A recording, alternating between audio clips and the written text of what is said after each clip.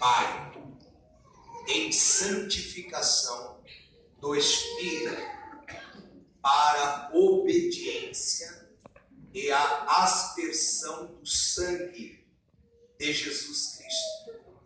Graça e paz vos sejam multiplicados. Eu vou pregar um tema que diz assim: Ele te escolheu.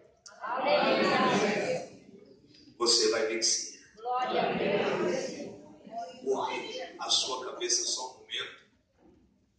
Senhor, eu sei que o teu Espírito está aqui conosco.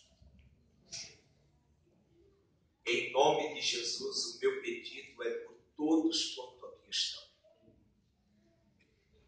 É o teu povo.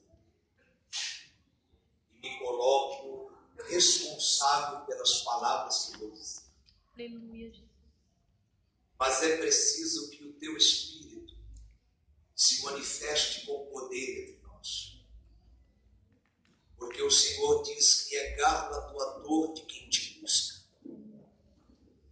Independente da situação, eu sei que o Senhor demonstra confiança a realizar milagres entre nós.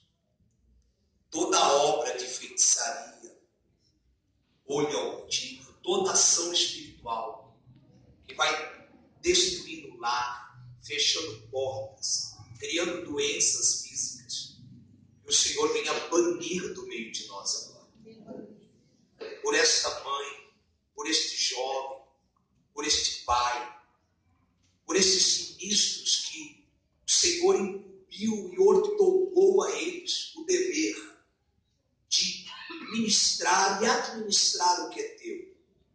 As lutas não são pequenas, mas eu reconheço a tua grandeza e peço que o Senhor neste momento me conceda a sabedoria que venha do alto, e ao abrir a minha boca ao falar, que haja a porta aberta de tua palavra e que teu Espírito manifeste o poder para que todos saiam daqui cheios, convictos que somos mais que vitoriosos. E se você crê, dá glória para Jesus.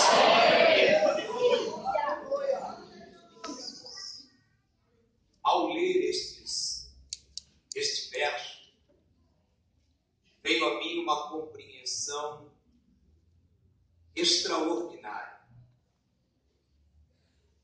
Talvez nós que estamos aqui reunidos, e tenho a certeza porque isso é uma coisa comum, que acontece na mente de qualquer ser humano, não conseguimos compreender algumas adversidades que sobrevêm sobre nós.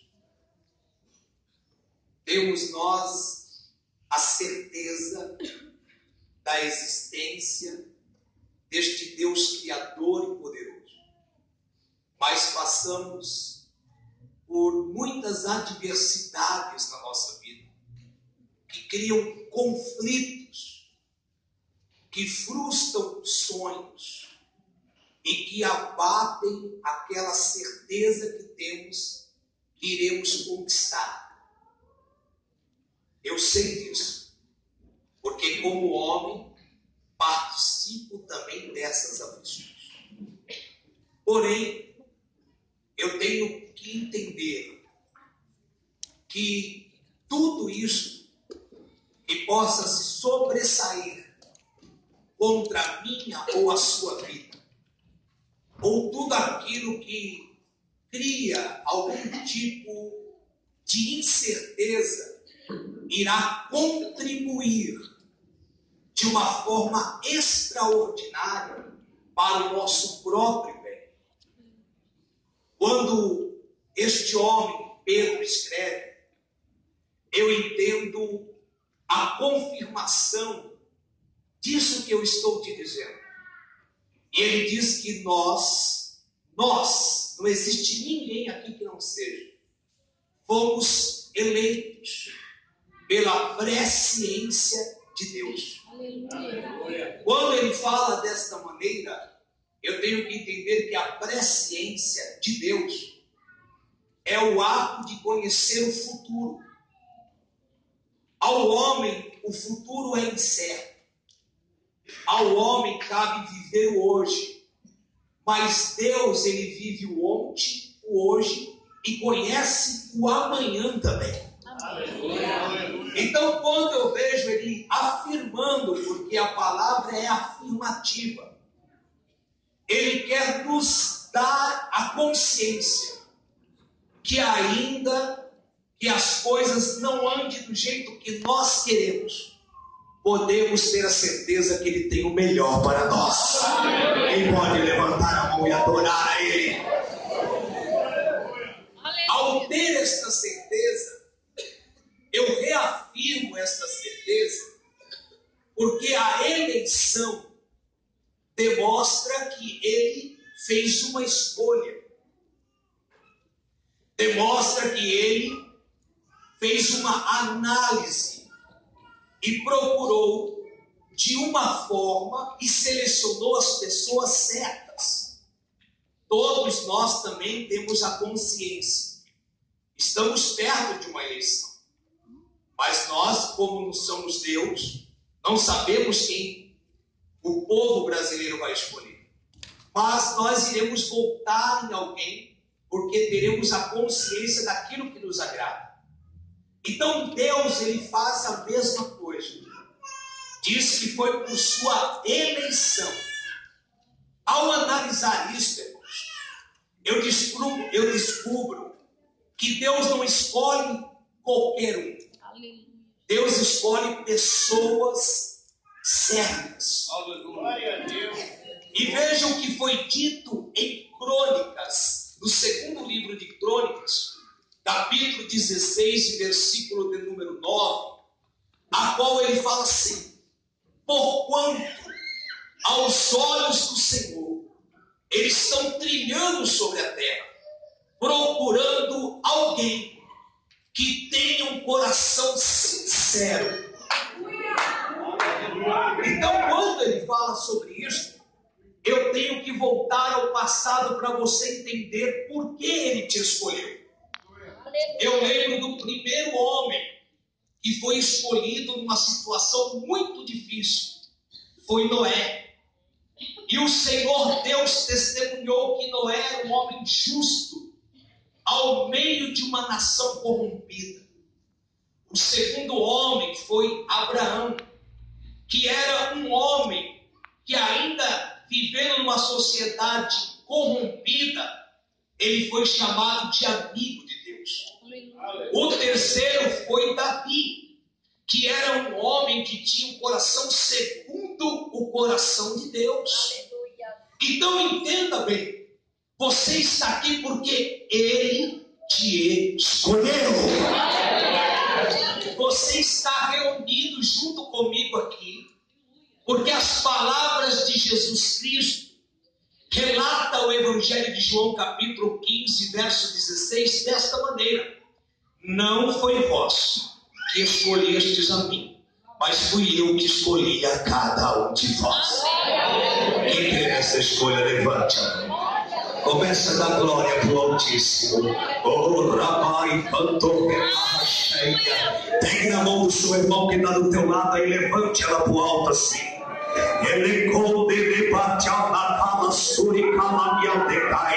Olha para ele assim: Deus te escolheu para vencer, meu irmão. Olha para ele assim: Deus te escolheu para fazer diferença. Olha para ele assim: Deus está fazendo uma grande obra através de você. E quem te vê terá que ver a glória de Deus. Deixa eu ver, pode colocar a mão e adorar, Senhor.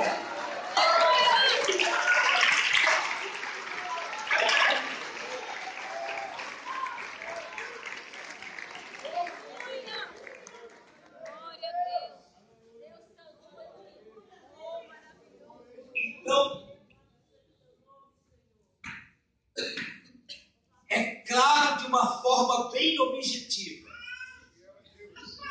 que você está aqui porque Ele assim o quis. Porém, como eu me precipitei a falar sobre ações que afetam o nosso acreditar, que querem debater contra a nossa fé real em Deus. E eu falei para você que em tudo isto nós somos vencedores. Observe bem, o salmista Davi, ao falar disso, ele fala no Salmo 139, versículo 1 e 2, assim: o Senhor me sonda, o Senhor me conhece, o Senhor sabe o meu assentar e o meu levantar. E quando eu estou vindo de longe, o Senhor já sabe o que eu estou pensando.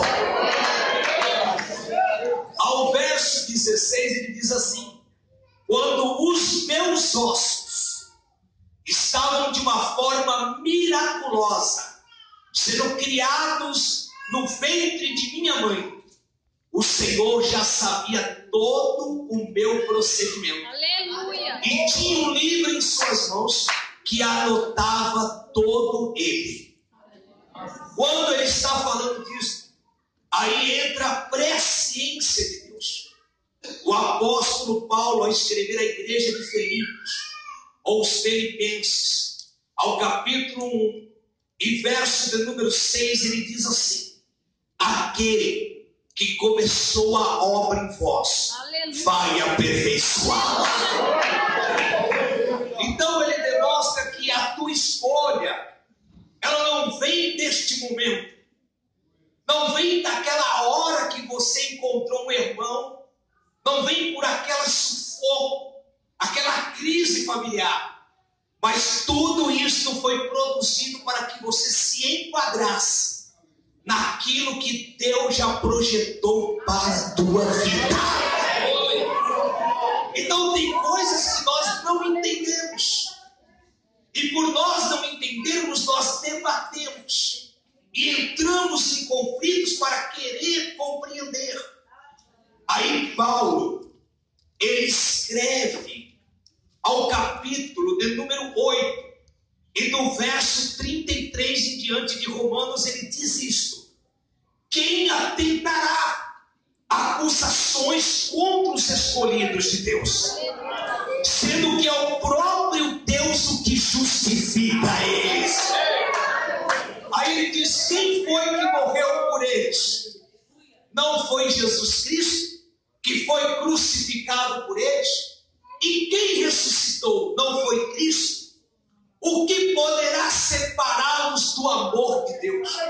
A morte, a peste, a perseguição, a doença, algum tipo de anjo, ou potestade, ou poder, ou qualquer outra coisa, nada pode nos separar do amor de Deus. Aí ele fala assim no versículo 36: ainda que todos os dias nós somos levados ao matador como ovelhas mudas. Versículo 37 ele termina: mas em todas as coisas somos mais que vitórios. Você crê no profeta de Deus? Levanta a mão assim pro alto. Comece agora a dar glória a Deus. Até você que não consegue, tenta. Comece bem logo. Aleluia. Glória a Deus. Oh, remantou que a baraia cheia. Sobre vós não cabe encantamento, sobre vós não cabe adivinhação, sobre vós não cabe feitiçaria, sobre vós foi derramado o sangue de Cristo, pois sois o eleito de Deus, e eu, Senhor, determino a vossa vitória. Quem pode glória ele aqui? Deixa eu ver quem pode dar glória, aleluia.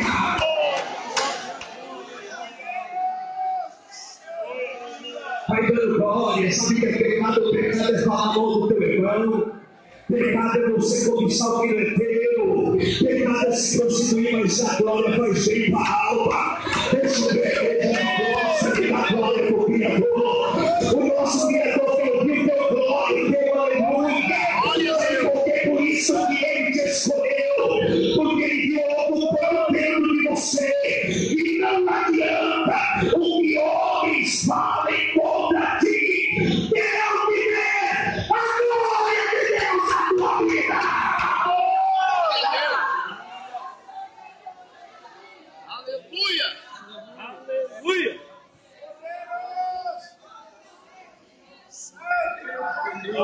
Santo Deus! Aleluia! Santo Deus! Aleluia!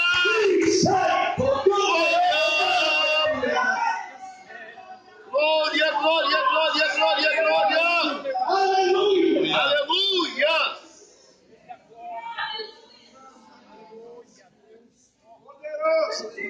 Glória a Jesus! As aflições, porque a escolha de Deus não é para somente viver um momento. Deus nos separou para algo eterno. Aleluia! Não para um momento que, como uma fruta arrancada da sua árvore, apodrece. Como um carro que um outro lançamento deixa ele um supérfluo. Não, mas para uma coisa que ainda em nosso entendimento não temos a compreensão real. E o nosso coração não entende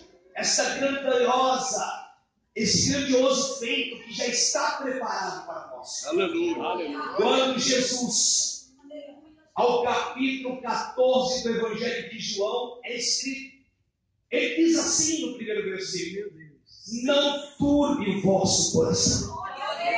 Credes em mim, credes o meu Pai.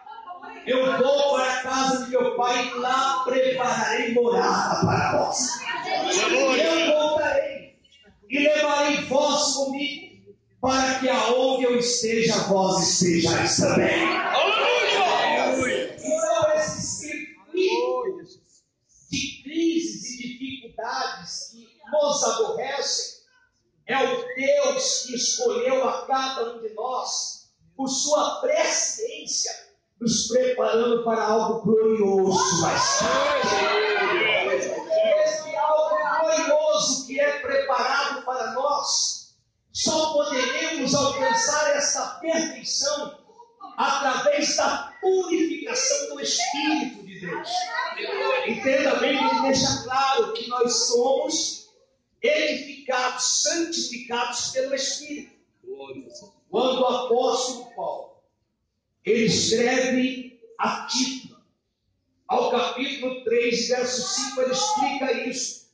E ele fala dessa maneira: vós não sois salvos pelas obras a qual praticai de justiça, mas ele vos salvou por sua misericórdia, lavagem, limpeza e regeneração pelo Espírito Santo de Deus. Então eu quero agora fazer um parênteses, uma aspa, para que você entenda comigo o que está escrito em Hebreus 12, verso 14.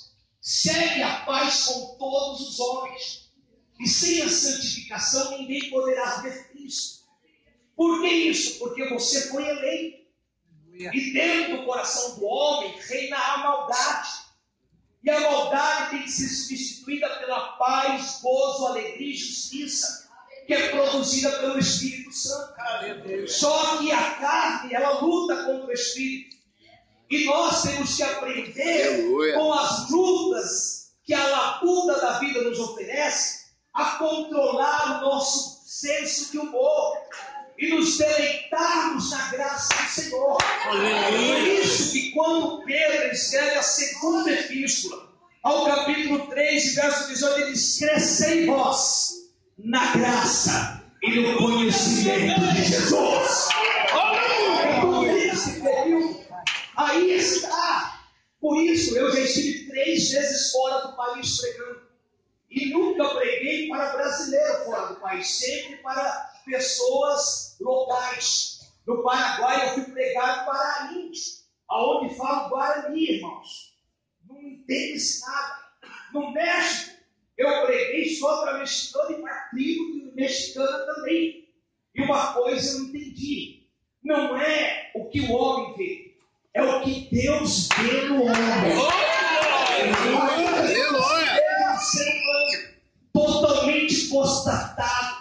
Ainda que você olhe para aquele jovem, aquele camarada, que só te causa desgosto. Se Deus tem um projeto na vida dele, não adianta que homens e que mulheres falem. Não adianta que o inferno inteiro se levantar. Se Deus decretou, a vitória chega. Então, por isso eu quero que você entenda. Porque também aqui ele está falando, eu te conheço. Eu te escolhi porque eu vi algo pronto dentro de você. Eu sei que as lutas estão sufocando a tua fé. Eu sei que você já não tem mais ouvidos para me ouvir. Eu sei que você está caída na filosofia deste mundo. Mas eu sou o Deus que não te abandona. Levanta a mão assim. Começa a fazer ele.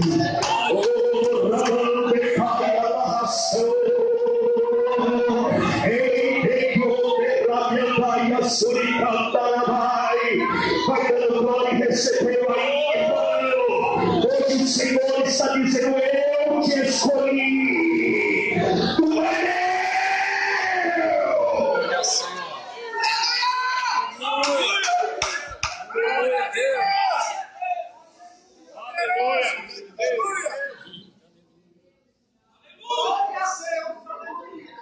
Ao entrar nessa eleição, eu tenho que também te levar a uma outra compreensão.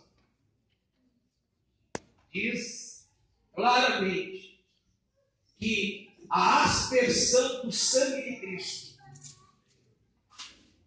nos libertou do pecado. Glória a Deus. Quando ele Aleluia. isso, ele está dizendo, Deus nos escolheu. Porque ele viu em cada um de nós algo verdadeiramente bom a ele. Mas ele tinha um problema. Havia um dominador sobre nós. Satanás. E quando se fala disso, Lucas capítulo 4 e versículo de número 6, ele diz assim para Jesus: e disse o diabo, tudo que você está vendo pertence a mim, foi dado a mim, e eu darei a quem eu quiser. Aleluia.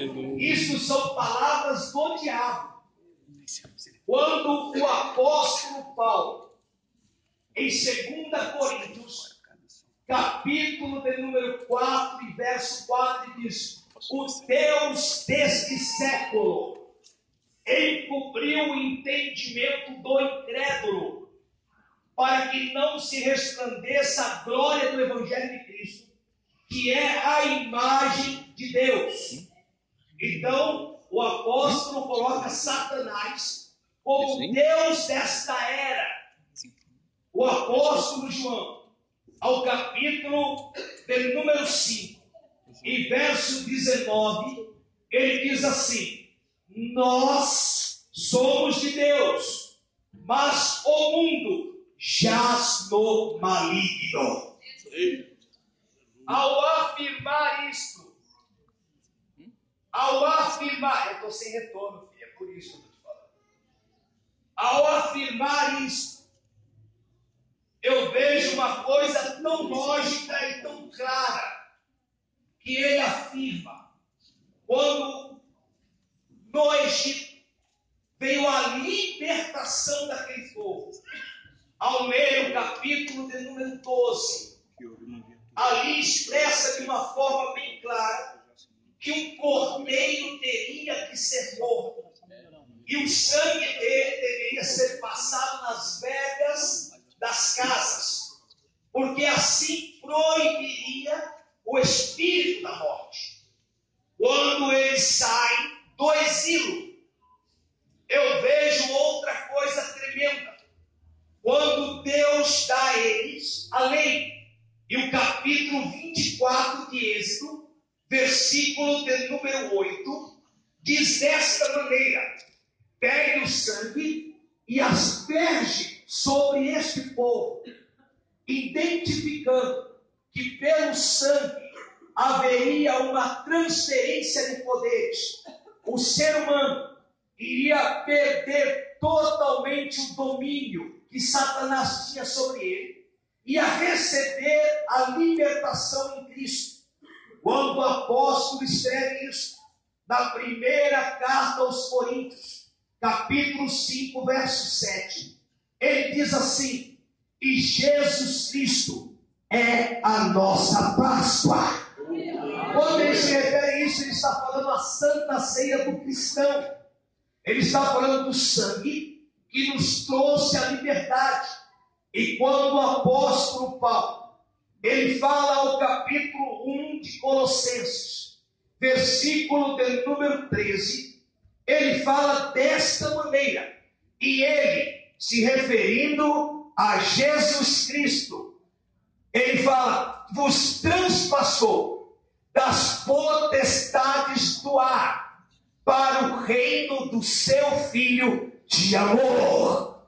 Ao capítulo de número 2 e verso de número 14, ele diz: e havia uma cédula que em seus títulos eram contra nós de alguma forma, mas ele, se falando a Jesus, pegou ela na mão, rasgou ela no meio e gravou ela na cruz. Quem pode dar glória pela liberdade? Ao anunciar isso, aí que eles decidem isso, ele fala que ele te escolheu, porque ele conhece você melhor do que você mesmo. E ele tirou você do domínio de Satanás. E hoje você pertence ao Deus Criador de toda a terra. E aí que está. Não adianta que o inimigo possa se plantar contra a tua vida, porque ele não tem mais direito nenhum sobre você, porque quem manda em você é o Senhor Jesus. E eu tenho que te falar algo muito mais profundo, porque está em 1 Coríntios capítulo 15, do versículo 51 em diante, ele diz: ó pecado, cadê os teus agrilhões? Ó morte, cadê a tua força? Tragada foste a morte por Jesus Cristo, o nosso Senhor. Então ele diz que ele baniu de cima de nós, e por isso eu volto ao tema que nós estamos aqui pregando. Você foi escolhido e você vai vencer, porque Deus tem uma grande obra na tua vida. Deus tem uma obra com os seus filhos. Deus tem obra no teu emprego. Aonde tu pisa a planta do teu pé, Deus vai te colocar como cabeça. Acredite no que este homem está falando a você, porque você não é um qualquer. O qualquer no Satanás que te controlava, hoje é o Espírito de Deus que está na tua vida. Então não adianta nenhum tipo de armadilha, não adianta nenhum tipo de conflito que ele possa criar. Se você permanecer, verás a glória de Deus. Levante a mão assim, comece a dar glória para Jesus. Deus te libertou pelo sangue. É isso hoje que ele quer dizer. O sangue dele é a aliança de Deus com a tua vida. Como o Senhor olha do céu para você, ele vê a aliança e vê Cristo sobre você. Então se declare vitorioso hoje aqui. Se declare vitorioso, porque Cristo venceu você. Aleluia!